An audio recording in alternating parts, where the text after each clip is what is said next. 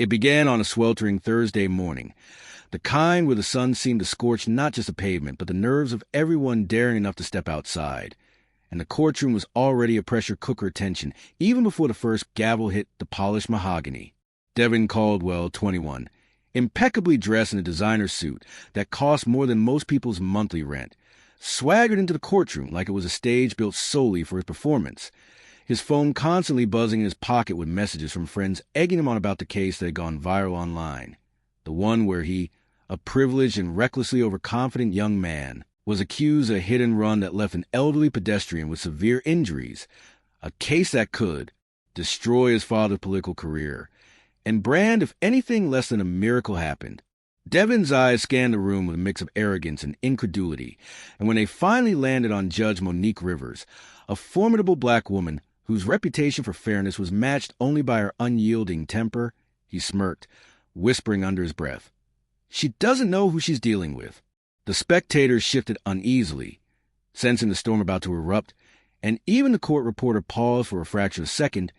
pen poised over legal pads, as if the next word spoken could rewrite the laws of gravity. Judge Rivers, immaculate in her robe, adjusted her glasses and looked at Devin with piercing clarity, her presence alone silencing the murmurs of the gallery, her voice steady and authoritative when she finally asked him to state his plea. But Devin, leaning lazily against the defense table, grinned, waved a dismissive hand, and with a tone dripping with entitlement, said, "Your Honor, my dad can buy you, so I don't see why we're wasting time." The courtroom froze. The bailiff's hand trembled over his radio. Lawyers exchanged uneasy glances, and the stenographer's fingers hovered midair, as if she had to double-check whether she had actually heard that audacious declaration correctly. There was a beat, a long, excruciating silence where everyone from the security officers to the jurors seemed suspended in disbelief. Judge Rivers, composed yet visibly registering the insult, tilted her head, her dark eyes burning with controlled fury. She took a measured breath and said, "Counselor, are you aware that statement is contemptuous?" Devin, thinking he had landed the perfect punchline and expecting laughter or at least nervous titters, shrugged nonchalantly and leaned back in his chair, sending a ripple of frustration through the courtroom. "I meant what I said. My dad doesn't do things halfway." "This is trivial," he said, smirking as if he were delivering a comedy line instead of committing a legal faux pas that could ruin his life. But what Devin didn't realize, and what no one in that courtroom could yet predict, was that his words were the trigger that would set off a chain of events spiraling far beyond his arrogance, beyond even his father's influence. Judge Rivers, who had dealt with the entitled, the reckless, and the downright dangers before, was already motioning subtly to the bailiff, signaling that Devin's casual defiance had crossed a line from courtroom antics into legal peril. The gallery shifted uneasily, sensing that something catastrophic was about to unfold, and outside, reporters were already scrambling to post live updates of the shocking exchange. Devin's parents, sitting in the front row, exchanged a brief, panicked glance. But before they could intervene, Judge Rivers pounded the gavel with a force that reverberated through the marble walls, calling the courtroom to order. "I warned you," she said, each word crisp, deliberate, and loaded with consequences. Devin laughed nervously, still thinking he could charm his way out, but the laughter died in his throat when the bailiff approached him, hand firmly on his arm, and whispered something that made his confident grin falter just slightly. He hadn't considered the severity of his actions. He hadn't accounted for the judge's zero-tolerance policy for arrogance thinly disguised as wit. And as the courtroom doors were locked for a brief recess, whispers began circulating about a procedural maneuver that could see Devin cuffed before the day was even over, but no one, not even Devin, knew just how swiftly the situation would escalate. Outside, news vans began arriving, sensing a media frenzy in the making, their cameras already capturing the tense expressions of witnesses and family members, each angle highlighting the dramatic irony of a young man who believed wealth could shield him from justice, while the courtroom, silent but charged, held secrets about how quickly entitlement can crumble under the weight of accountability. Devin's mind raced, a storm of panic and arrogance battling within him as Judge Rivers returned to her bench after a brief recess, her eyes locking on him in a way that suggested the gavel's next strike would be more than symbolic.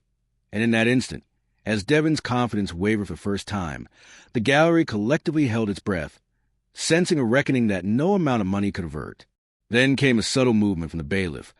a whisper of leather cuffs and the click of handcuffs that, in their cold, metallic inevitability, marked the first tangible consequence of Devon's hubris, leaving the audience and even Devon himself stunned as he realized that the world he thought he controlled was slipping from his grasp, and the story that had begun as a routine court appearance was about to explode into chaos, scandal, and irreversible humiliation, ending this section on a cliffhanger that left the entire courtroom, and anyone following the case desperate to know whether Devon's arrogance would be his ultimate undoing or if the law itself would bend under pressure of influence, power, and media scrutiny. The sound of the handcuffs clicking shut around Devon's wrists reverberated through the courtroom like a gunshot, an audible punctuation to the hubris that had led him here, and as the bailiff guided him toward the side door, the room seemed to hold its collective breath, every eye tracing the fall of the young man who had thought himself untouchable. Devon's mind spun with disbelief, outrage, and a creeping realization that his father's money and influence could not magically erase what had just happened. Yet he refused to show weakness, holding his chin high, muttering under his breath about appeals, lawyers, and political connections while Judge Rivers returned to her seat, her presence alone commanding silence as she prepared to continue the proceedings, a subtle smile tugging at her lips, not of malice, but satisfaction at seeing arrogance meet accountability, a satisfaction that would only deepen as the day unfolded in ways Devon could never have anticipated. Outside the courtroom, the media frenzy had already ignited, news vans and camera crews crowding the steps as live broadcasts speculated wildly about the confrontation, the clip of Devon's contemptuous words rapidly going viral on social media, spawning memes, outrage, and heated debates about privilege, race, and the justice system, while inside, Devon's father, a prominent business magnate and political influencer, paced nervously in the hallway, phone glued to his ear as he barked orders to lawyers, publicists, and family friends, attempting to mitigate the PR nightmare, to leverage every ounce of influence he had spent decades accumulating, yet sensing that this particular incident had slipped beyond even his grasp, a humbling realization that no amount of wealth could erase the visual of his son being led away in cuffs before a judge who refused to be intimidated. Meanwhile, Devon, led through a narrow corridor toward the holding cells, felt a mixture of panic and disbelief, his mind replaying the moments in the courtroom, the judge's measured words, the sharp gavel, the public humiliation, and the sudden, terrifying reality that he was no longer the one in control. As the cell door clanged shut behind him,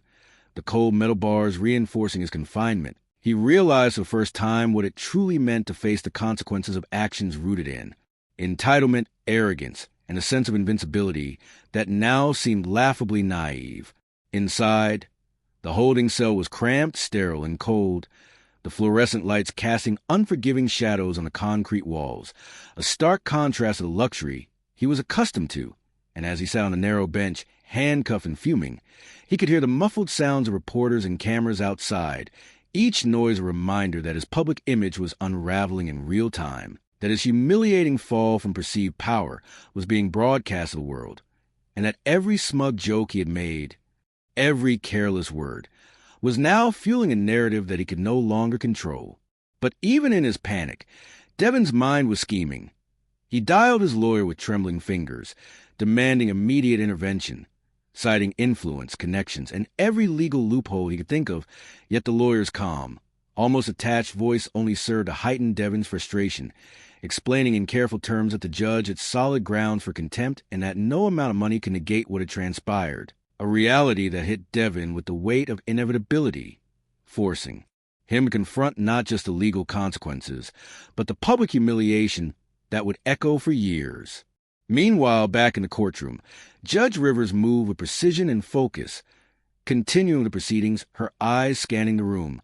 gauging reactions from the jurors, the spectators, and the legal teams, noting subtle expressions of shock, anger, and curiosity,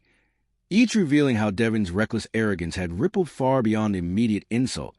how it had transformed a routine case into a national spectacle, and how the layers of accountability, racial tension, media scrutiny, and legal strategy were colliding in a way that would leave no one unscathed. Outside the courthouse, Devon's supporters, including classmates and a few loyal social media followers, had gathered, waving signs and filming videos, some defending him,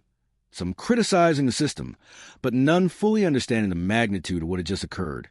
while reporters feverishly tweeted updates, analyzing every movement, every word, and every facial expression, each broadcast amplifying the story to an audience hungry for scandal, privilege, and public comeuppance. Inside the holding cell, as Devin sat brooding, he could feel the tension in the air shift, the subtle but undeniable sense that this was only the beginning, that Judge Rivers' next moves would be decisive, and that his father's attempt at intervention might be too little, too late. The walls seemed to close in, the metallic sense of confinement mingling with his anxiety, and as he glanced at the clock on the wall, noting how slowly time was dragging, he realized with sickening clarity that his fall from grace was not just public, but irreversible in many ways, that the social media storm outside mirrored a storm that had begun inside his own psyche, a reckoning that was as psychological as it was legal. And then, just as he thought the humiliation could not deepen, the door to the holding area creaked open, and a stern voice called his name, instructing him to follow, a simple sentence that sent a jolt of adrenaline through his veins, because Devin knew that what awaited him was no routine hearing, no procedural formality, but a confrontation that could seal his fate in ways he hadn't yet imagined, a tense meeting with Judge Rivers herself, who had made it clear that leniency was not on the table and that the consequences of his words and actions would be swift and uncompromising. As Devin was led down the corridor once again, the flashing lights of media cameras momentarily blinding him, he could see the murmurs of courthouse staff, the glares of jurors, the whispered commentary of spectators, each a reminder that this was no longer a private affair, but a public spectacle in which every action, every reaction, and every choice he made would be dissected, judged, and remembered. And as the heavy wooden doors of the courtroom swung open to admit him back into the chamber, the eyes of the judge locked on him once more, unflinching, uncompromising, as if daring him to test his influence, his wealth, or his arrogance against the unyielding authority of the law. A silent yet electrifying moment that left everyone holding their breath, sensing that the next words, the next move, could either escalate into a historic humiliation or a legal disaster that would dominate headlines for months. Devin swallowed hard, trying to muster his confidence, but the air in the courtroom was thick with tension, the gravity of the moment pressing down like a physical weight. And as he approached the bench, guided by the bailiff, he felt a subtle but undeniable shift in the energy of the room, the sense that Judge Rivers had already anticipated his arrogance, had already plotted her response, and that the next 30 minutes would not be an ordinary courtroom exchange, but a battle of wits, power, and consequences that could end with Devin not just in handcuffs again, but possibly in far worse legal jeopardy, leaving every spectator, every reporter, and every person watching online on the edge of their seat, desperate to witness the outcome, as the tension reached a breaking point that would ripple far beyond the confines of that courthouse, and as Devin opened his mouth to speak, expecting to charm, intimidate, or manipulate, he froze mid-word, realizing that the words he thought would save him might instead be the final misstep that would bring the full weight of justice down on him, leaving the audience in a state of breathless anticipation, the cliffhanger hanging in the air like a storm cloud ready to unleash chaos, and no one,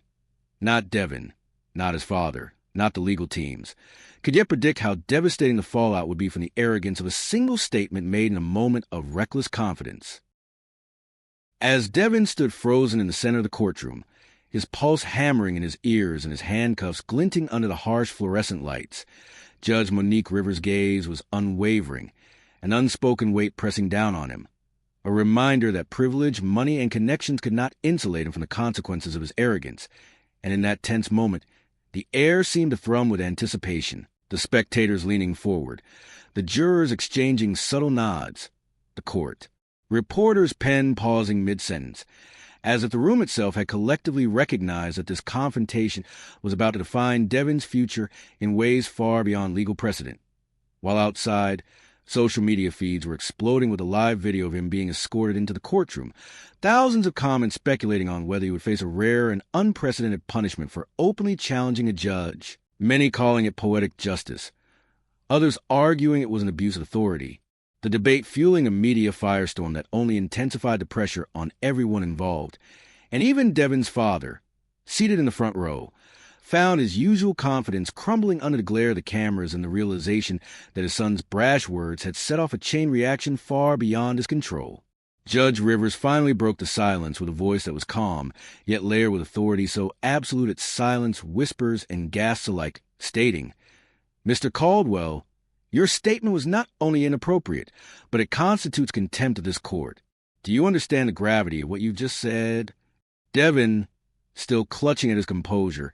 attempted a flippant shrug, a weak attempt at deflection, but the weight of the judge's presence,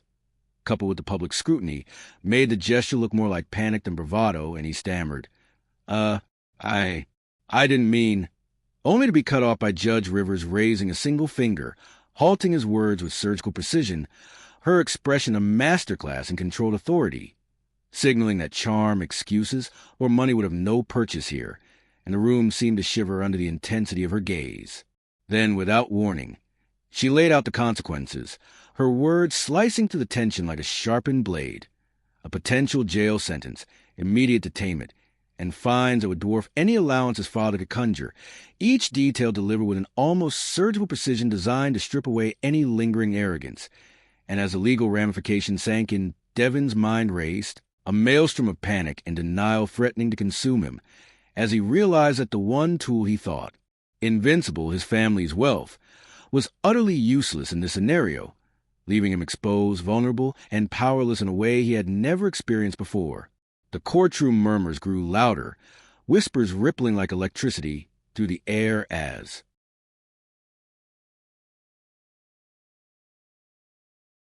spectators and journalists alike processed the unprecedented audacity of his earlier words and the consequences that now loomed,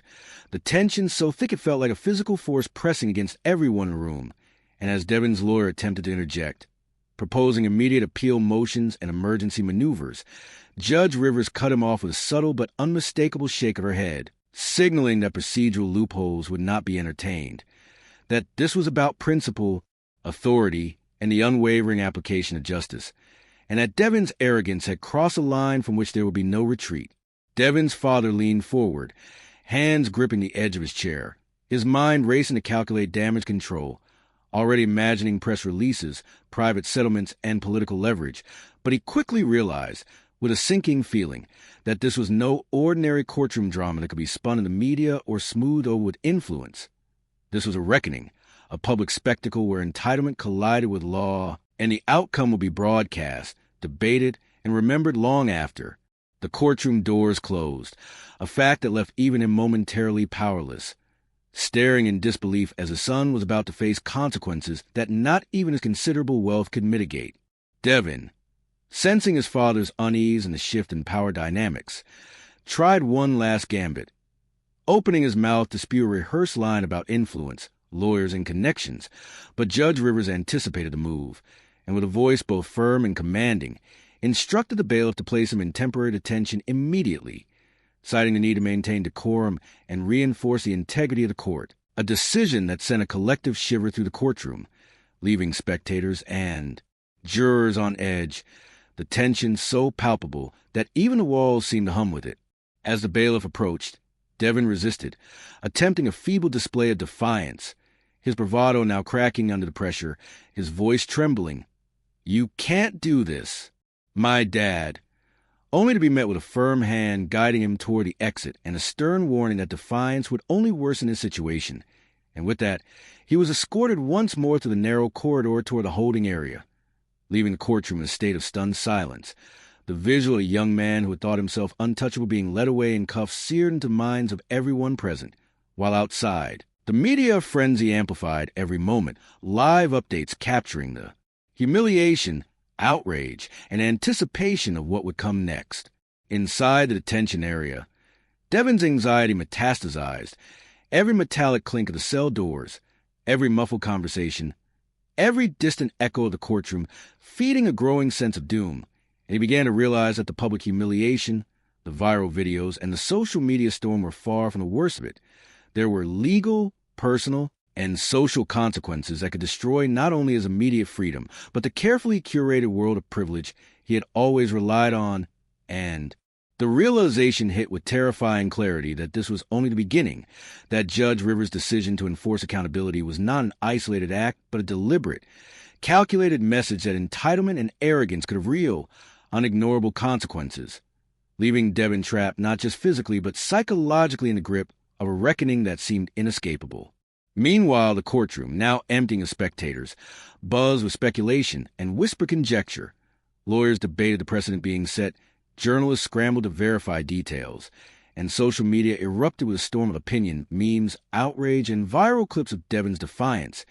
each reaction layering additional pressure on the young man. And each second that passed felt like an eternity as he contemplated how quickly his life had shifted from perceived invincibility to a maelstrom of legal peril, public scrutiny, and personal humiliation. Then came an unexpected twist. A phone call from an anonymous source inside the courthouse, a tip that hinted at even deeper legal exposure and possible criminal charges beyond contempt, a revelation that left Devin's stomach dropping, his mind spinning, and his pulse racing, because suddenly the scope of the consequences extended far beyond what he, or even his father, had imagined, introducing new stakes that could irreversibly alter not just his freedom, but the very future he had taken for granted. And as he listened, the voice on the other end spoke in clipped, urgent tones, revealing a potential betrayal by someone close to him, a leak that could tip the balance of the case and transform the courtroom drama into a scandal of historic proportions, leaving Devin reeling, unable to fully process the information, yet acutely aware that every second now carried the potential for disaster. As he tried to formulate a plan, to think several moves ahead in this high-stakes chess game of law, power, and public perception, the reality of the situation became increasingly clear. Judge Rivers was not just enforcing rules. She was orchestrating a meticulous dismantling of Devin's perceived control, a methodical lesson in accountability designed to expose him to the raw, unvarnished consequences of privilege wielded recklessly, and each step, each decision, each enforced action reinforced the inescapable truth that the courtroom was now a theater of judgment in every sense, one where arrogance could be punished not just legally but publicly, socially, and psychologically, a lesson Devin was only beginning to understand as the seconds stretched into minutes, the minutes into an eternity, and the storm surrounding him grew ever more turbulent, leaving the story teetering on a knife's edge, the outcome uncertain, the next moment capable of shattering everything he had known, with the final resolution yet to come, leaving every reader, every observer, every participant in suspense, knowing that the climax was approaching and that nothing, not wealth, influence, or desperation, could guarantee salvation in the face of unflinching justice. Devin Caldwell's pulse raced like a drumbeat of impending doom as the holding cell door swung open, the metallic clang echoing in his ears, and the bailiff's grip on his arm reminded him that there was no escaping the reckoning awaiting him on the other side, every step toward the courtroom feeling heavier than the last, each footfall a countdown toward a confrontation that would either shatter him completely or leave him permanently branded by the lessons of hubris and entitlement, while, outside, news vans honked impatiently, cameras captured every fleeting expression, and social media feeds exploded with speculation, memes, and viral clips of his previous outburst, a digital chorus amplifying humiliation and pressure in real time, creating a storm that no apology or money could calm. And as Devin approached the bench, he could feel the entire courtroom's gaze locking onto him like a magnifying lens, scrutinizing, judging, dissecting his every movement, his every expression, as if the room itself were a jury anticipating the moment when arrogance would meet undeniable consequence. Judge Monique Rivers, seated with her robe pristine, her posture flawless, her eyes sharp and unwavering, didn't flinch as Devin arrived.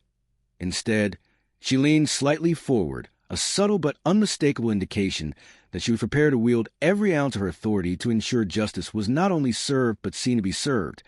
and the tension in the air was palpable, as if the very walls of the courtroom held their breath in anticipation of the storm about to erupt, a storm fueled not just by legal procedure but by the raw, untempered collision of privilege and accountability. Devin, still cuffed, tried a weak smile and attempt to regain some semblance of control, but it faltered immediately under the intensity of Judge Rivers' stare, and the words he had rehearsed in his mind, designed to charm, intimidate, or manipulate, dissolved into incoherent mutterings as the reality of the situation hit with full force. His wealth, influence, and lineage could not shield him here, could not erase the contempt he had shown, and could not undo the viral humiliation that had already consumed the internet, leaving him exposed, vulnerable, and acutely aware that this moment could define his life in a way that no inheritance, no connection, and no legal maneuver could reverse. "Mr. Caldwell," Judge Rivers began, her voice low, measured, and sharp, cutting through the tension like a scalpel, "you have repeatedly demonstrated a lack of respect for this court and for the principles of justice that it represents. Your behavior is not merely inappropriate. It is contemptuous, and it will not be tolerated." Every word struck like a hammer, reverberating through Devon's consciousness, each syllable a stark reminder that the walls of privilege he had once thought impregnable were crumbling around him. And as the gallery murmured in astonishment, the jurors exchanged glances that confirmed what everyone already sensed. The scale of the consequences was about to spiral far beyond a simple fine or warning. Devon's father shifted nervously in his seat, hands clenched, jaw tight, his mind racing to calculate damage control. But Evie could feel the futility of influence in the face of unwavering authority, realizing that this was no longer a situation he could manipulate, negotiate, or smooth over with money or political clout, and that the fallout from his son's arrogance was now public, viral, and unstoppable, threatening to reshape not just Devon's future, but the family's carefully curated image in the eyes of the world. Devon attempted to speak, to offer a half-hearted apology or excuse, but Judge Rivers held up a single hand, silencing him with the precision of someone who had faced the entitled, the reckless, and the dangerous countless times before, and as she continued, detailing the immediate consequences: temporary incarceration, mandatory community service, and an unprecedented fine designed to underscore the principle that no one, regardless of wealth, status, or connections, was above the law. Devon felt the room spin, the enormity of the situation crashing down upon him like a tidal wave, leaving him momentarily paralyzed with fear, disbelief, and mounting shame. The bailiff stepped forward, and with a curt nod from the judge, motioned for Devon to stand, and as he was led toward the exit, the courtroom collectively exhaled, a moment of tense release punctuated by the hum of cameras, murmurs of astonishment, and the faint but unmistakable sense that they were witnessing the public dismantling of entitlement in real time, a spectacle that would dominate headlines, social media threads, and water-cooler conversations for months to come, while outside, the crowds had swelled, reporters jostling for position, eager to capture first image of Devon being escorted away, handcuffed and humbled, a visual emblem of a reckoning few had anticipated, yet many had secretly longed to witness. Inside the holding corridor, the gravity of the situation pressed against Devon like a vice, his mind racing through scenarios, potential loopholes, and desperate pleas. But every plan dissolved under the reality of his circumstances, the icy certainty of the cuffs on his wrists, the cold metal authority asserting itself in ways he had never imagined. And as the door to the detention area clanged shut behind him, he realized with mounting horror that the viral nature of his humiliation, combined with the legal consequences, could not be escaped, and that his world, once a fortress of influence, arrogance, and entitlement, was collapsing piece by piece, leaving him exposed, powerless, and irrevocably changed. Yet just as Devon's despair peaked, the unexpected occurred. A sharp knock at the cell door, a voice calling his name, and the bailiff returning with a note delivered under strict confidentiality, a cryptic message hinting that the courtroom drama was far from over, that twists he could not yet foresee were already in motion, and that alliances, betrayals, and shocking revelations awaited him beyond these walls, leaving him momentarily stunned, the first spark of anxiety giving way to a mixture of dread and curiosity, because even in his weakened, humiliated state, the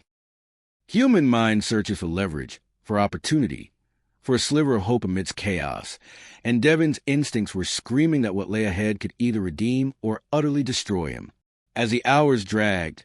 the courtroom emptied, and the news cycle continued its relentless coverage, Devon contemplated the full arc of his actions, the brash statement, the viral humiliation,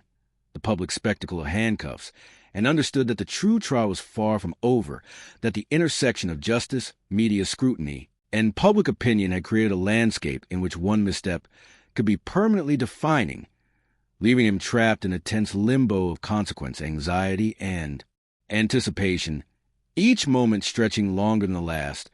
Every tick of the clock a reminder that the resolution was approaching, and that when it arrived, it would not simply restore order, but define the limits of power, privilege, and accountability in a society watching closely. And then, as if orchestrated for maximum dramatic effect,